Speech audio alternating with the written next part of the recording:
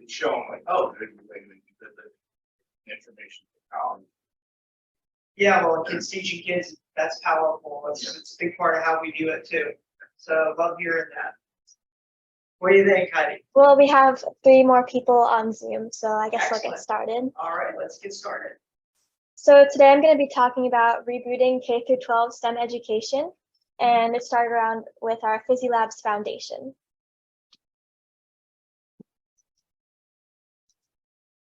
So Fizzee Labs Foundation strives to infuse innovation, creativity, entrepreneurship, and STEM into education by using games, curricula, and special events. And of course, remembering our core values, which are celebrating creativity, strengthening confidence, optimizing communication, and maximizing collaboration. Now, this whole journey started when I was about, I would say, 5 years old, so my brother was 10. And as you can see, those are pictures of me and my brother when we were a lot younger. So I started this with my brother when we recognized a problem. And over time, we continued developing this foundation and program, and we received a lot of awards and recognition for our hard work, including the Inspiring Changemaker Award, which is presented by the Henry Ford Museum. Hello. Hi. So just so you know, we're talking about Fizzee Labs Foundation. We're rebooting K through 12 STEM education. And this all started when my brother and I found a problem. I was 5 years old. I came into my kindergarten class and I talked about my newfound business, which was sewing doll clothes. And then I shared it with my friends. And I told them about a problem I had where I did not like sewing. I loved designing the outfits, but I hated sewing. So I asked them if I could outsource the sewing to them.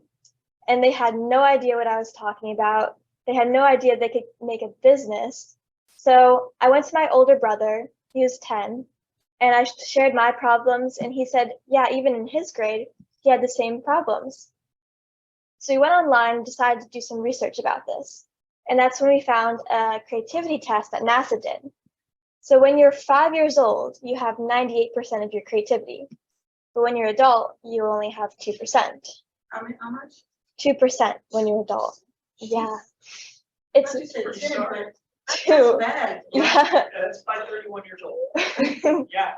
Well, you know, my mother called me Peter Pan. I think that's bad at 2%. Oh, my children. You might hear that.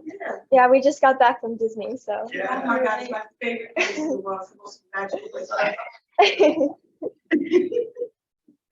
And so when we talked about this problem together, we found that it related back to school and that book learning sucks the creativity out of us.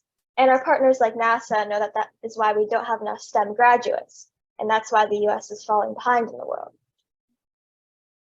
So we couldn't do this without our partners, which include the US Army Innovation Laboratory, who provides teaching, education, and training, and NASA, who supports the Fizzee Labs events with speakers and promotion.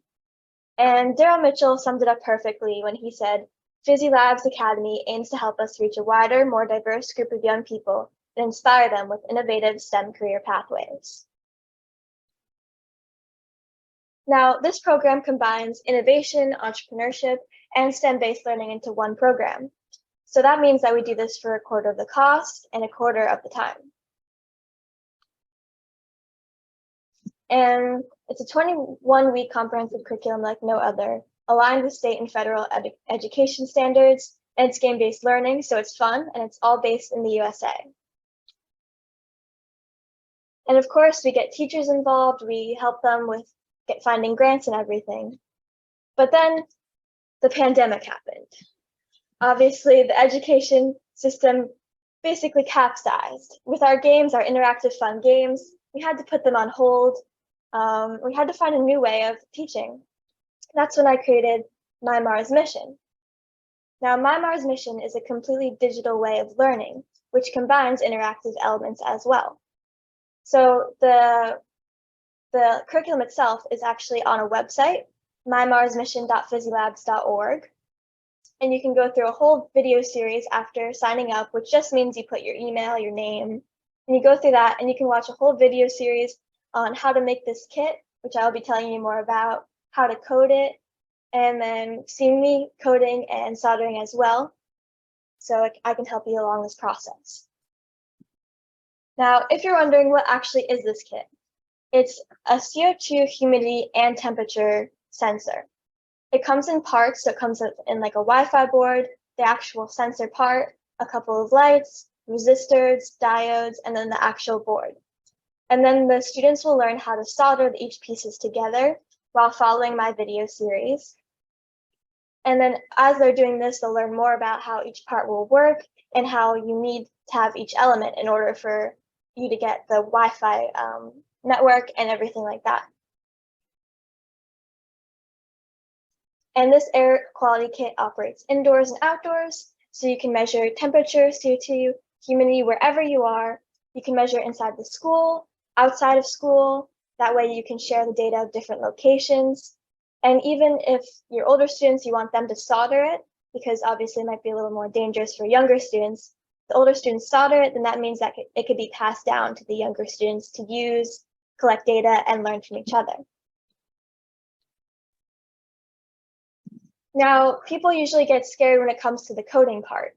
If you look at the bottom left of the screen, you'll see a bunch of words, different colors. You probably can't even read it, don't even know what it means. And I definitely understand that. And that's why we created the Block version of Arduino, which is where the software is. And the Block version is just a couple of drag and drop blocks. They're clearly labeled, color-coded, so the students can learn as they're trying to code and upload the software. And once they create this code through the drag and drop Ardu blocks, or even upload the pre-made code that we have, you can upload it to the board that you soldered before. That way you can collect the data and actually see the data. And right now we just have CO2, humidity, and temperature as what we are measuring. But obviously with how fast the world changes, we're still changing with it.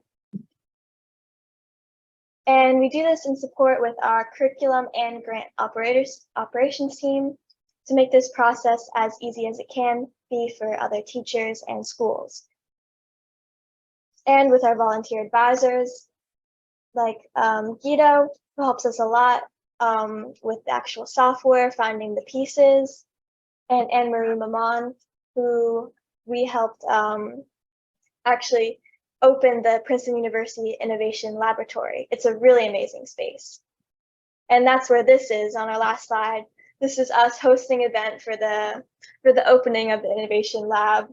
And this was before COVID, so you can see the games that we actually use, like Launch, and then our other game is Out of This World. And through this event, we just showed like the development process to make sure every student knows that it all starts somewhere. It started for us as like a piece of cardboard, Sharpie, and then we created this whole company. So that's just basically a bit of an intro for Fizzee Labs and my Mars mission, but I want to show you today more of it in action. And actually first, I want to go to the website. So, okay. So this is mymarsmission.fizzeelabs.org. We spell it a little differently, FIZZEELABS.org. Just inspired by Willy Wonka and the Chocolate Factory. Yes, exactly. That's right, of course, I told you. I'm like,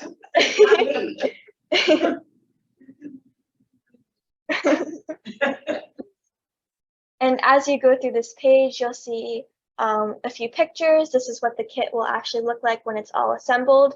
So when I show this kit in person, if you can't see on Zoom, this is what it will look like. And this is what it comes in as the parts. So that's just the Wi-Fi board, the CO2 board, the resistors, lights, and everything you need to make this kit. And then you'll see a picture of me like with the actual data. And then there's just an intro video for you to go through. And then you can see the kit in action later if you want to too. But I'll give you a little insight of that today. Then after that, you just go through this short sign up process where you make an account, and then you can go through the whole series and have access to it entirely. And so, yeah, that's the site that you can go to learn more. And now I'm gonna go get the sensors for everyone on Zoom here. You might want to just do it right here without screen share, and then video will show you and everything. Oh, let me see if I can do that. Yeah, let's take a look. Hi,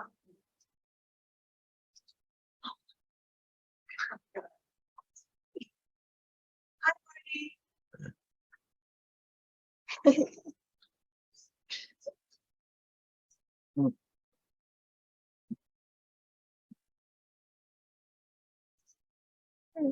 I don't know if I can hear the volume Okay, on I this. can carry this stuff over to you then. And you can stay on screen. Well, I guess you won't need screen to be able to hold it up from that. Mhm. And I'll see if I can get another one connected for folks here and I can walk around.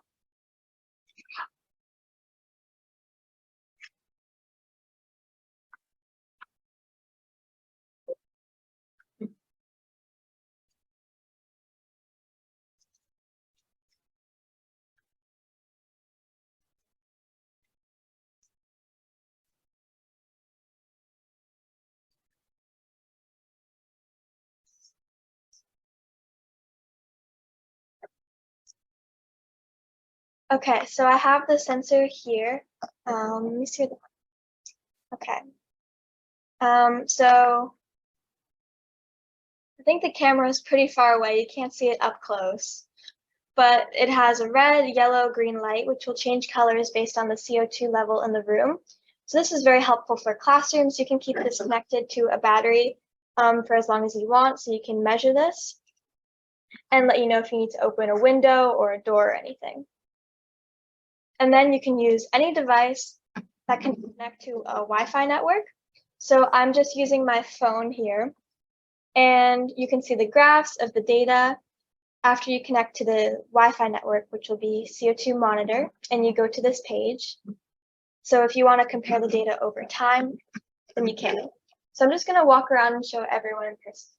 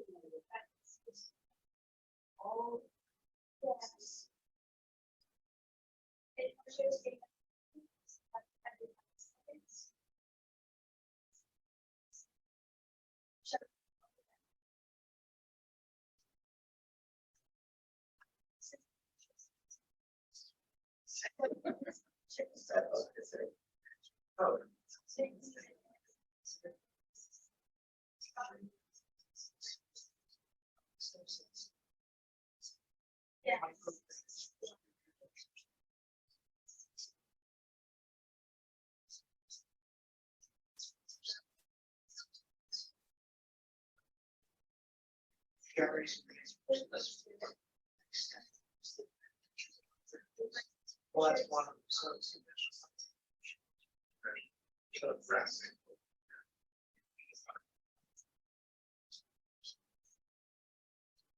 yeah, yeah.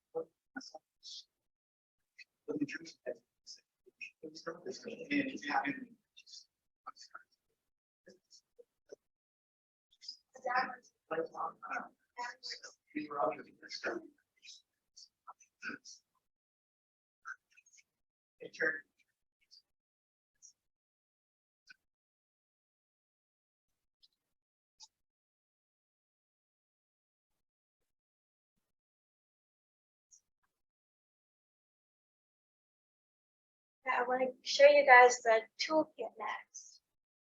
This handy purchase.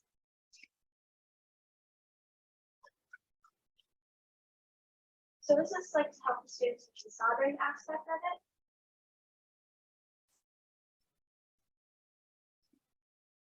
it. This is very difficult. Okay, it's just going to be pieces of like the soldering iron, the stand, the different tips for it, and then a sponge and other elements like that.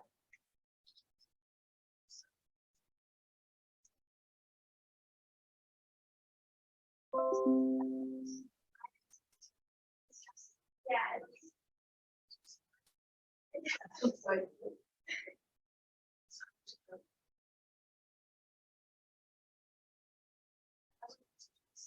Oh, yes. So you have enough to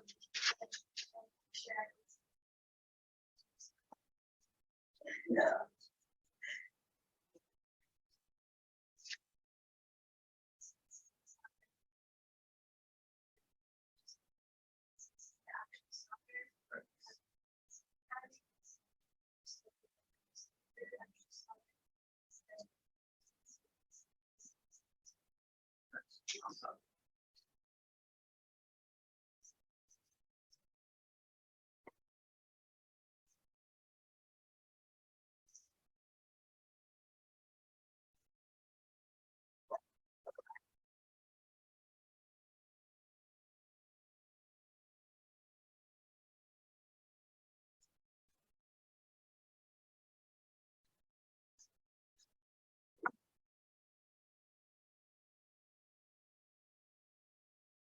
I would love to show everyone on Zoom the different graphs and everything, but I can't change the Wi-Fi network here. Hello. You were able to share your screen before. Can you share the screen the same way you did before? Oh, that's a good point. Let me see if I can do that. It's Rhonda.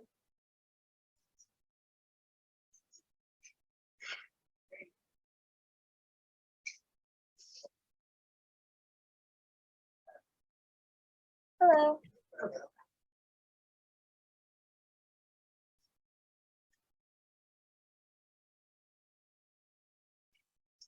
I think I would have to change the Wi-Fi network on Yeah, here. Which, yeah, but I can probably hold this up over oh, by to the camera Okay. if you let me know if it's showing up okay. Okay. And then if you want, you'll see the differences. So for everyone that just joined us, I'm talking about this air quality sensor kit that allows students to solder the pieces together, learn about soldering, and then different elements like the Wi-Fi board. Oh, and then if you can see on Zoom right there, that's going to be like what the graph will look like. And then after the students solder the pieces, the individual pieces, and learn how everything works, then they can upload the code to it, which we create an easy solution called ArduBlock, which is just drag and drop blocks, so students can learn about the coding process and how that actually works. Then after they code it, they can go onto a Wi-Fi page, just called CO2 Monitor. You might be able to see it in your phones right now. And then you'll be able to go to the actual Wi-Fi page where you can see this data, and you can see the different graphs of it. And the CO2 is going to be the top graph. And students can just test what happens. For example, we tested what happens if you breathe on the sensor directly, and there's a huge spike in the graph right there. And then the next point is going to be temperature. And temperature for us is constant in this room at 79 degrees. And then the last data point was going to be Fahrenheit. And Fahrenheit changed a little more than the temperature. Oh, sorry. That's what I meant, humidity. So students can collect this data in the classrooms, learn how it changes over time, and how it changes in different locations. Does it also indicate barometric pressure? So we have not exactly, not right now. Yeah, we just measure the CO2 in yeah. Yeah, so that's just what the data points will look like over time. There's several other sensors that the team's been playing with to make it expandable so that other things can be measured. And the other nice part is that we're working on is being able to have the sensors write the data directly to cloud-based storage instead of files that to then be grabbed and transferred, or worse, most of the technology that folks use today in education for this kind of purpose ends up having the students have to type the data, but read it digitally, but then type it somewhere. Now you run the risk of transposing values and injecting errors where errors don't have to be. So a big part of what we've been working on next is to be able to just write that data digitally directly into a repository with analytics over the top of it. So more and more students will be able to put devices up and we'll be able to crowdsource the analytics over the top of all of the worldwide. You connect the systems.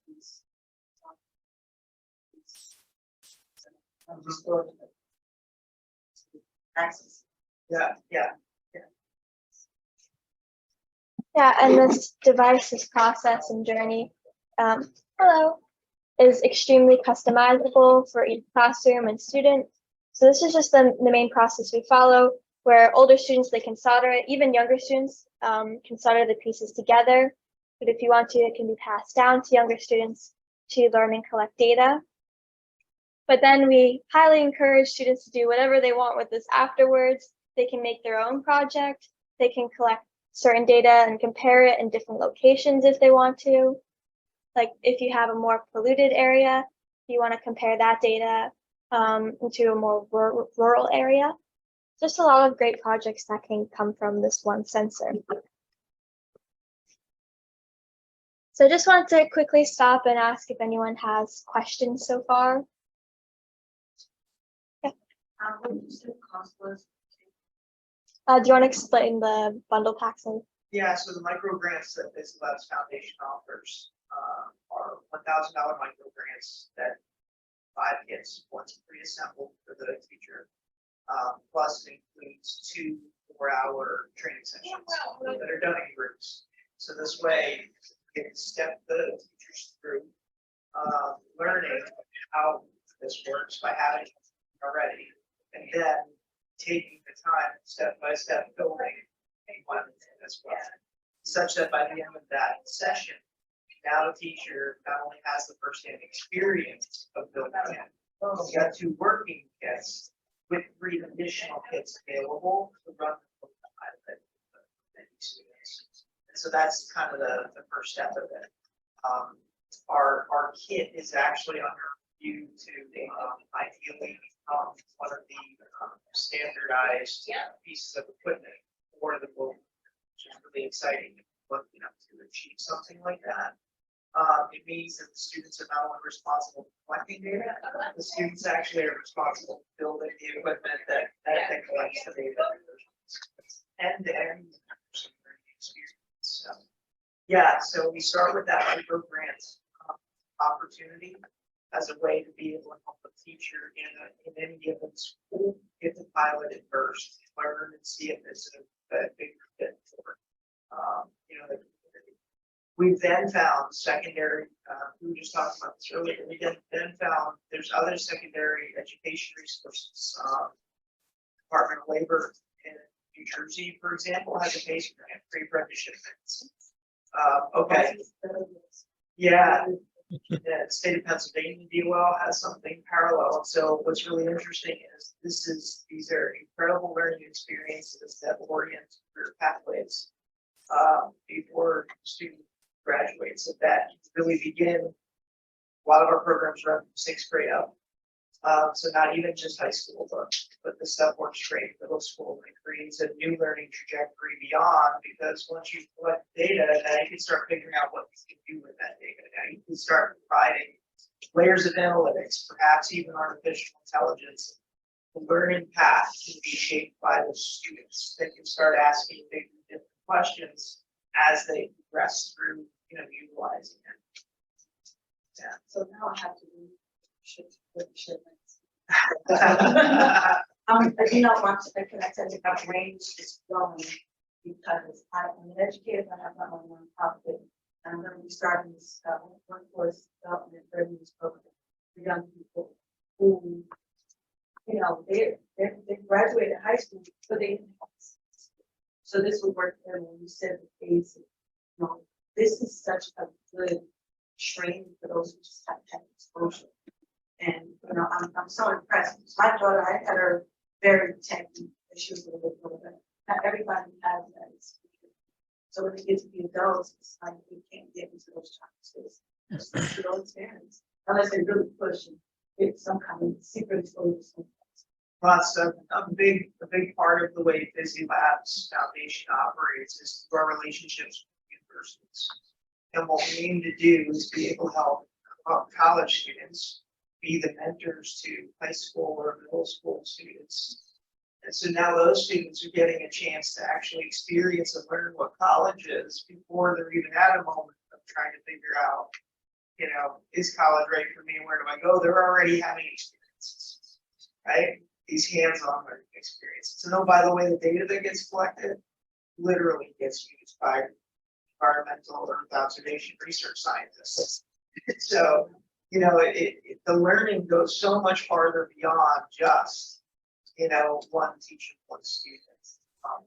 But it can also be about other sorts of measurements that you could take when you develop more devices for other things outside.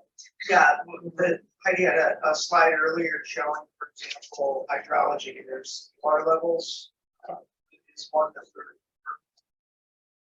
yeah, there's several ways to extend it and be able to do it in such a way where really the kids are expanding. So students can decide what else they would like to, you know, investigate. And yeah, right here. And this is just a subset. I know it's really tiny font, but this is just a subset of like some other things that we're already working on within the, you know, the core devices design.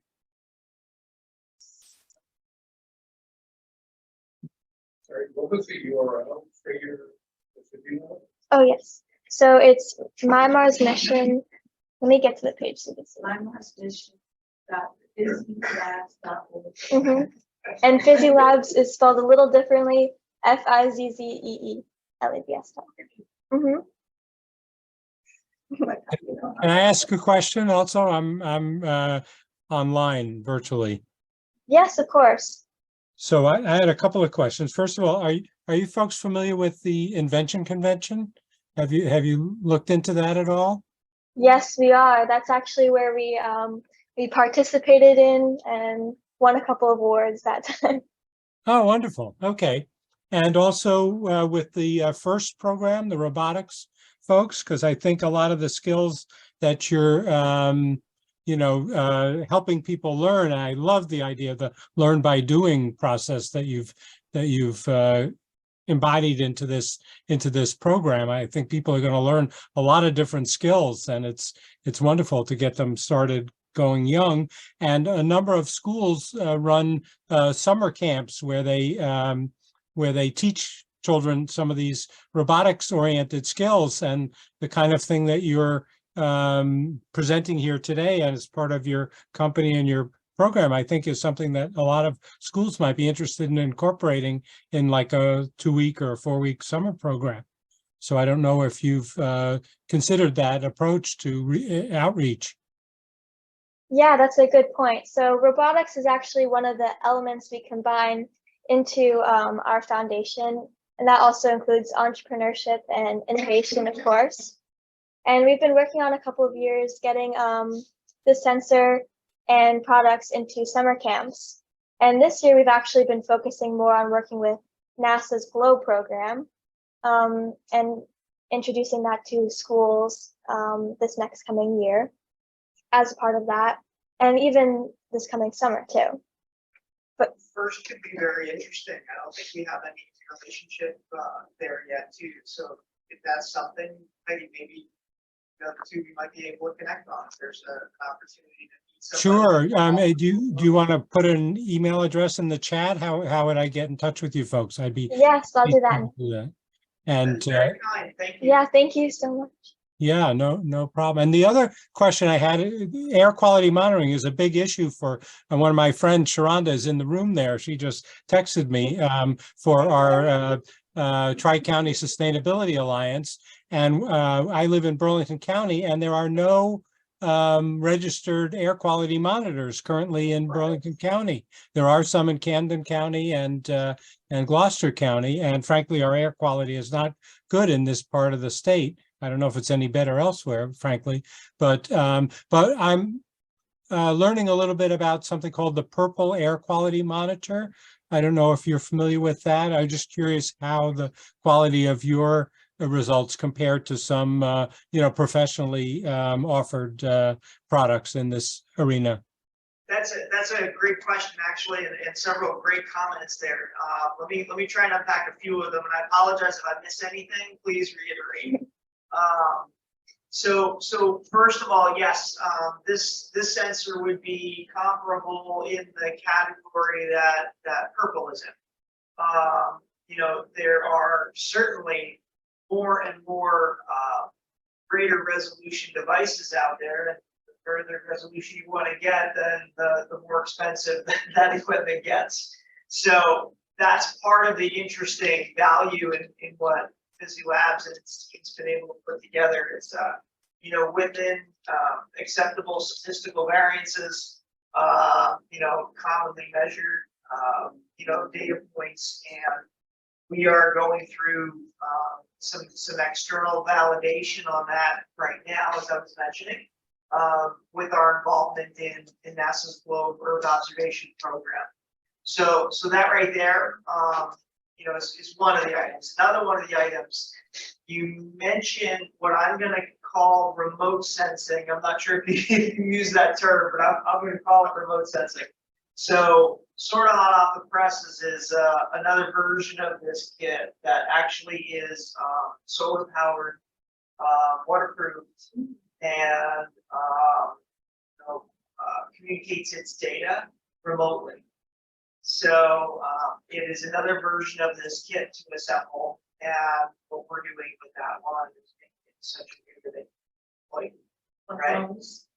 Well, that's different. We also have done that. Yeah. We've done that with this, actually, yes. But a different one that actually could be physically installed somewhere, right?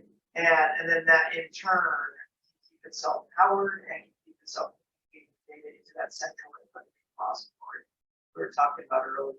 So That sounds great. I'll be in touch with you folks. I'll put my information in the chat too.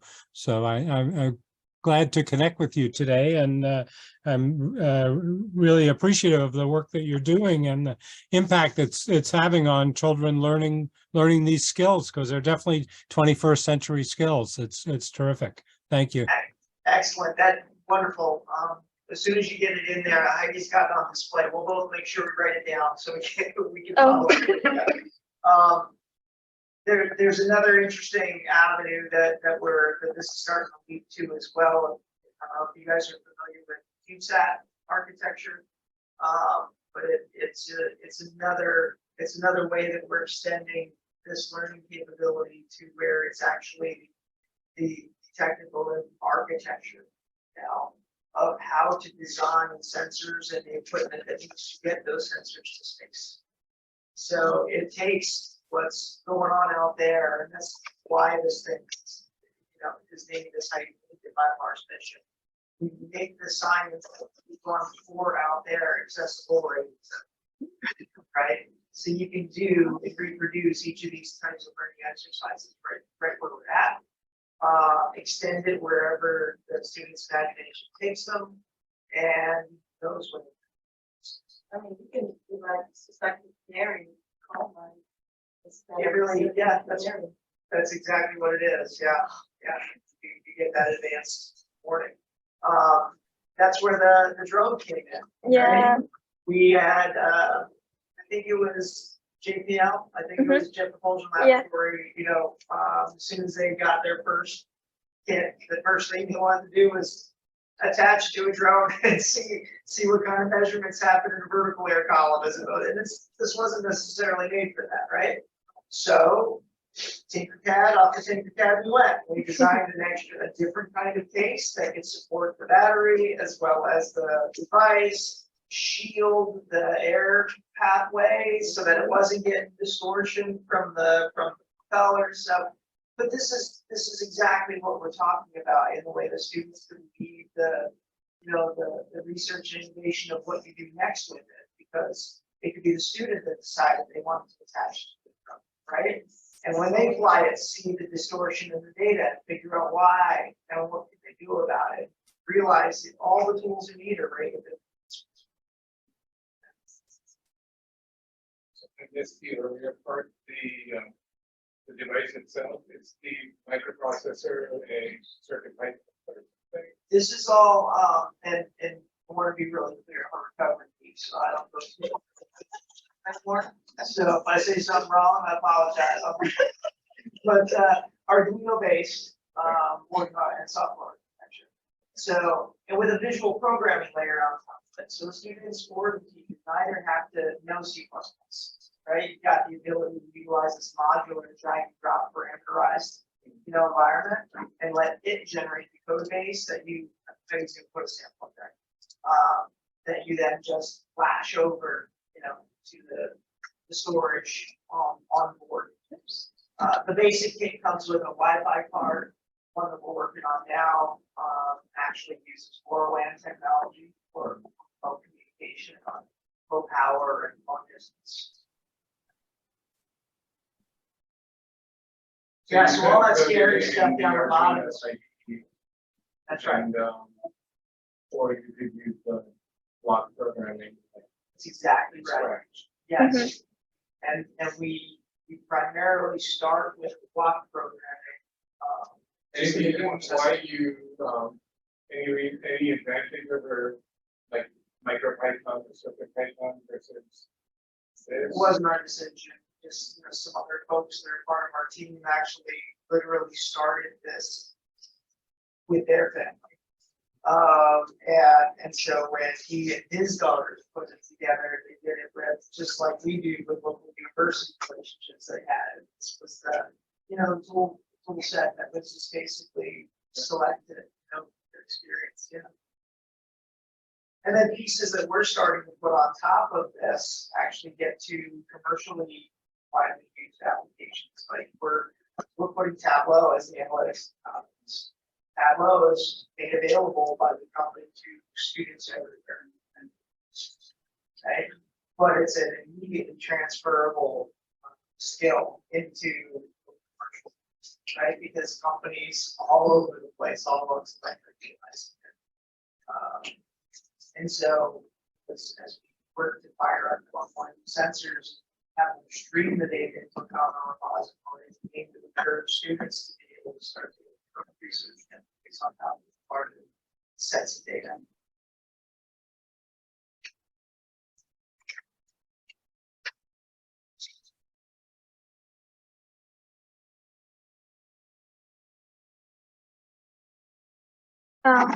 Yeah. I was just saying, this is so great. Some of the possibilities and just the whole mindset to, be innovative about this. I think it's important. And how do I take that test for my creativity? Well, that was part of a NASA study a while ago. Let me see what it has. It was a longitudinal study that NASA conducted, I believe, in the 60s. Yeah, it's a one find out. The spirit of it was to come up with a magic formula to be able to re-identify the most creative engineers. So what's the fundamental flaw in that? Creative engineers, right? Well, I think that some people's minds just didn't have an opportunity to be exposed to, show that genius. But I think there would have to be some conditions, maybe allow people to create, put situations and scenarios where they have to think, problem solve. That was the challenge, because back then, education was for a year, right? And so there's very specific time crayons disappeared, at very specific time symbols and things got into our numbers, right? And so, yeah, the idea of creative and engineering together really wasn't necessarily a track, right? And so it was really interesting to have that longitudinal study come through and see what you see there in numbers. The creativity loss is at its greatest in that early range. But literally, you know, by the time you're 31 years old, you know, that 2% down. The major product innovation that Heidi and Joey really struggled on in my is the out of this world innovation. Because what we discovered with that or in the process of developing our own longitudinal analysis of this, what we've discovered is that creativity is essentially an substitute. It is. And so it could go loose. We're not working it, but we could revive it again. And you know, that was a really exciting step that we were all in and so we leaned into this direction because of how important this is. And really it's kind of tying what we were doing, what we are doing, you know, into an even bigger, greater impact, because the out of this world innovation game is about getting random criteria, figuring out how to turn them into something else. Well, you know, the idea of building a kit like this, learning these skills, and then figuring out what else you can do, what else you can benefit, right? It's really yes. Crazy journey. Yeah. Well, I was just going to walk around one more time with the sensor for anyone that joined late, and you can ask any questions. I joined late, can you give a 25 words or less? Sorry, again. It's magical. Oh, okay, okay. That's what is it for a sense? So it measures CO2, temperature, and humidity, and it shows up in these three graphs. Yeah. So there's 3 lights on the actual sensor. And when you get the kit, it'll come as parts. So you'll get the sensor board, the Wi-Fi board, the 3 resistors, 3 lights, and the diode. The students will learn how to solder it together, then upload the code, which we talked about. I think everyone's. Soldering part. Oh my God. What's the platform? What's the processor? So we use Arduino. Okay, but what's the microcontroller?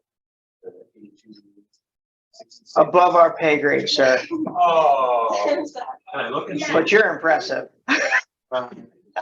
This is probably an 8266 Ethernet Wi-Fi. It looks like proprietary Raspberry Pi. I'm the geek, that's what. So you're using the Arduino like? The board is proprietary, yes. Okay. Is this something you guys sell, or is it something that you're getting? So we have, we've created a registered 501c3 nonprofit foundation, Okay. Fizzee Labs Foundation. That's what Heidi presented today. And yes, what we've done is we've put together these education kits with micro grants. Okay. So that a teacher could go through the experience of learning how it works, A, learning how to build one, B, and then have a few other kits and hopefully loose parts left over to be able to do a pilot with a few more of their own Okay. students. Yeah, and then the intent, of course, obviously, is if it, you know, shows enough value there, then we can work with our NASA Globe Education relationships and other partnerships and see if we might be able to help find additional, you know, funding pathways, should it build momentum with any given school. And my wife is a teacher, and I work with a couple of makerspaces. And I also do electronic music and build stuff like this. So that's Oh, yeah. that's my interest. You say electronic music, and it made me think of the last time we went up to MoMA. It was a really incredible music synthesizing display, interactive display that you were able to walk through with music. Yeah.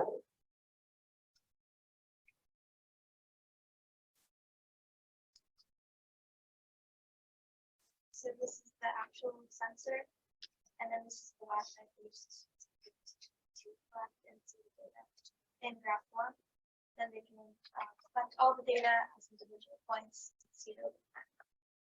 How long does it take for the average unadept person? I So, tried a few times and, oh, so let's be clear, I think said to a few people, I'm a recovering geek myself, and I am terrified. Software, yeah, I okay just, with. yeah, I'm the same way. I only want to see pretty lights flash. when I Yeah, plug yeah. it in. I don't want to know anything going on in the box, but I learned how to solder Heidi and the general time, well, what we do is we provide 2 4-hour training sessions, total 8 hours. And in those hours, what we do is we first go through the warm and fuzzies of here's a working device, here's what it's doing, here's how it does what it does. Then we step back and say, here's all the parts, pieces, right? Get ready, because the start of the second session is the actual soldering and then the flashing of the software. Yeah, so we teach it very comfortably and slowly over hours. When you know what you're doing, it's 15 minutes to do about, what is it, like 30 little solder points? Yeah, Right. maybe more. It's 30. Yeah, well, yeah, like. I know, I'm sure that I could learn it. You gotta do it down on both sides, so. Yeah, gotcha. No, I put together, I repaired a laptop and yeah, screw this in here, fine, plug this in here, no problem. But then I had to put the processor on, I had to put some kind of goo between the processor and the board. I delayed it for years, I didn't do it, I could, that GUI, the something that's not a discrete plug-in. I couldn't handle it, so You mean the thermal brief? Thermal. And then on the processor? that was my watermark. My first vendor opened up a $150,000 computer with a soldering gun in my hand and made me jump connectors on a motherboard. Well, there you go. I didn't know. And he didn't either. That was my first foray and my last. So my daughter.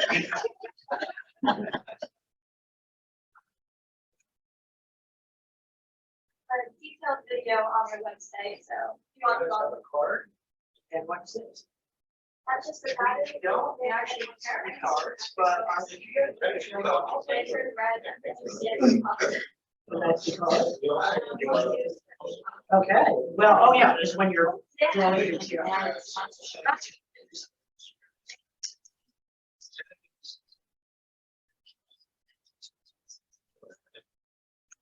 Thank you. Sustain, Mexican Mall. Yeah. Yeah. What's your name? Joe. Joe, Jerry. Jerry. Perfect. Thank you for popping in. Yep, talk to you later. Yes, of course. Okay, I think that's towards the end of the introduction. So thank you everyone for joining me. Thank you.